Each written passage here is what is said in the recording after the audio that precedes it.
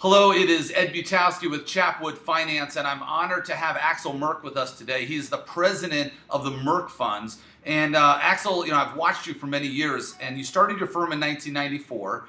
You're one of the foremost experts in currencies and really giving an understanding of what is happening in currencies around the world today. And what I really like to do with Chapwood Finance is explain to people how it applies directly to them. So you grew up, I guess, in Switzerland. Is that true?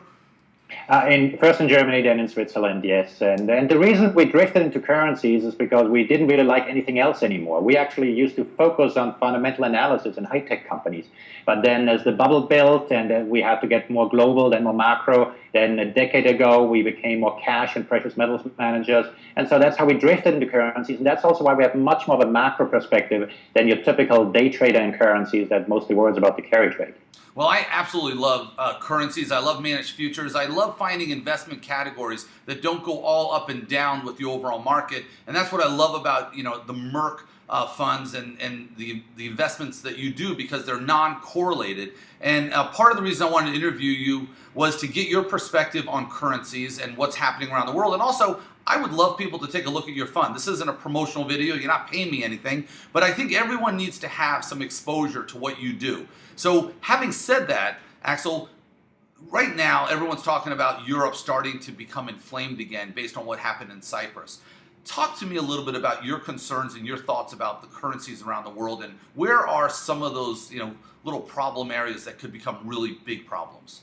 Sure. Well, you mentioned a bunch of issues. First of all, let's keep in mind currencies are not as volatile as people think they are. When the euro moves a full cent from 130 to 129 or so, on a percentage basis, not much. Now, secondly, the reason we love currencies because it's the purest form of expressing one's view of what policymakers might be up to. You may not like what Obama, Merkel, Bernanke, Draghi, and others are up to, but we think they're predictable. And if the only reason, for example, you're buying US stocks is because of quantitative easing, you're taking on a great deal of noise, whereas you can do that very explicitly in the currency markets. Now, with regard to Europe, the euro has been in the news again because of Cyprus, this tiny island of 1.1 million people. And the question is, why do we bother? Why do we care? Well, we would care if there was this so-called contagion. Clearly, there's been this very bad precedent set that they want to raid insured deposits. In the US, we have a comprehensive framework. We have an FDIC-style insurance framework. And if you have over 250,000 in an account, you know your money is at risk. Well, in Europe, you have a patchwork of regulations, and they seem to interpret it differently in every single country. So that's really the worst coming out of Cyprus, and that's why we should care. Beyond that, though, Cyprus is a tiny, tiny place. Spain had a treasury bill auction the same day that the parliament votes down the bailout package. And guess what? Spain just paid the lowest yield on a treasury auction it has paid since 1991. Really? So at this stage, anyway, the contagion is rather limited. Yes, 0.285% on T-bills. So what's happening is that whenever you have a new crisis, first you sell everything. Well, over time, the market learns to differentiate. And so right now, you probably don't want to have your bank account in Cyprus. The question, though, is it just as bad to own a German T-bill than it is to own the euro in a Cypriot bank? And so where we come in is we try to interpret what's going to happen here. And while we don't love the euro, everybody else hates it, so there might be more value in the euro than other places.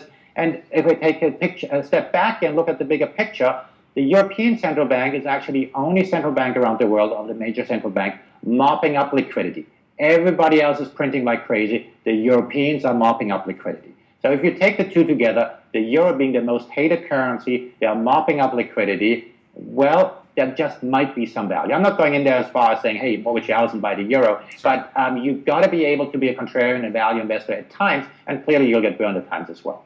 Now, the euro might be strengthening relative to the US dollar, correct? Well, not in recent days, that's for sure. Yes. But yes, over time, ever since last August, the euro has been on an upward trend that might have been broken. We turned positive on the euro in early August. After we published a piece, because of that, that's called Draghi's Genius. And what Draghi basically did is he imposed a framework on the Eurozone on how to move forward. There was no framework, there were just headless chicken around. And it wasn't a particularly good framework. but at least there was a framework. We don't have a good framework in the UK, the US, or Japan either.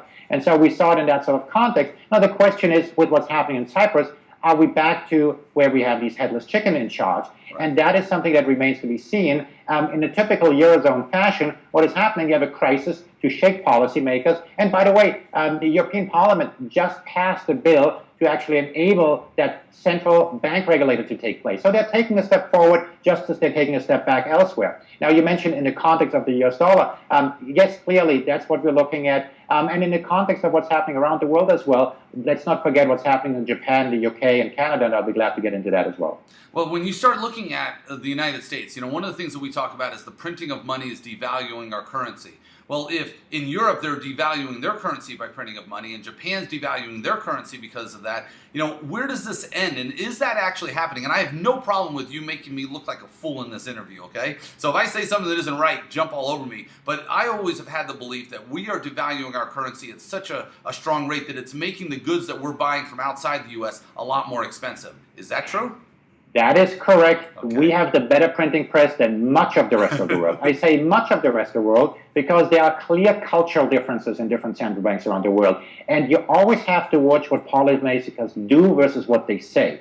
The Bank of England has been printing more money relative to, I'm always doing this, relative to August 2008 when the crisis began, than the US has. But if the Japanese, for example, that have this very dovish reputation, they recently announced they're also going to print $1 trillion. Well, their trillion is on a gross basis. Our trillion is on a net basis. So the Japanese haven't done anything yet. But don't worry, that's about to change. Yes. In contrast, the very reason why the Europeans have their problems is because they never printed as much money as the other folks did. That's why these problems showed up. Then Draghi came in and offered this 1 trillion euros in long-term refinancing, the LTROs, but those are being paid back now. The Europeans have a demand-driven balance sheet. It's not the central bank in charge of how much money is being printed. The banking system has much more control over it, and they're handing back the liquidity. And so what's happening is truly the Europeans have printed a fraction of what the Americans have and are mopping up liquidity. Now, again, I'm not saying everything is great in the Eurozone, but one has to see those sort of things in context. And then you go up to the UK, where in recent weeks, the balance sheet has come down a little bit, but Osborne is about to change the mandate or give flexibility to the mandate of the Bank of England. Well, the only reason he's doing that is because the current head of the Bank of Canada, Mr. Carney, is going to become the head of the Bank of England, and almost certainly he's the one who requested it. He wants to change the inflation target. He wants to introduce nominal GDP targeting. So yes, we'll see a lot more money printing, but there are different moves and different policymakers around the world. And I don't think it's just a race to the bottom. I think you can add value with active management. We have done so over the years, and I think that there's a good opportunity to do that again going forward. Well, as we conclude, because I really appreciate you taking the time, and I don't want to take too much of your time, but I do want to ask you this question. I have been telling clients, and again, if I'm wrong, you tell me, but I don't believe that Europe can get fixed by just printing money. I think they also have to take some austerity programs because I don't think printing of money fixes anything. Now, what do you say to that? Well, the only language policymakers understand is that of the bond market. If there's pressure from the bond market, policymakers act. You see the case of Cyprus again. Market pressure is what's policymakers to act. Now, compare that to what's happening in the US. The bond market is giving us a free ride, so we're not engaging in any reform. We may have to wait. I'm convinced we have to wait until the bond market pressures the US to engage in reform. Well, the difference between the US and Europe is that we have a current account deficit in the US, which means we are far more vulnerable to a misbehaving bond market. In the Eurozone, when there's panic, the money goes from the periphery to the core, from the weak countries to the strong countries. That trend has been in reverse since last August. And so in the US, if and when we have the same problem, well, we will fix our problems, but if our interest rates go up, we cannot finance our government deficit as interest rates move higher. We cannot do what Volcker did in the early 80s because there's so much more debt in the system, in the government debt in particular. And so I would agree with you, the Europeans have no chance of outgrowing their problems. In the US, we think we do. I don't think we have that either. But in Europe, it's crystal clear we cannot do it. And indeed, the debt ratios and all these ratios are much better in Europe. What they miss in Europe is the structural reform. When they have high youth unemployment, it means they're discriminating against the youth. They're protecting the jobs of the old and allowing to have the youngsters be kicked out. Well, guess what? They have high youth unemployment. Brussels just accused Germany of wage dumping because in Germany there's no minimum wage. Well, guess what? Unemployment is comparatively low in Germany. Things are working there.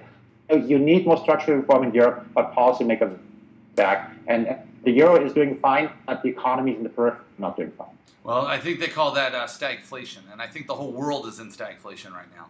But Axel, I really appreciate you joining us. Anybody who wants to learn more about you, I'm sure they can find you on the internet with Merk Investments. You're a real pro, and I look forward to having you back at chapwoodfinance.com real soon. So thank you very much. My pleasure.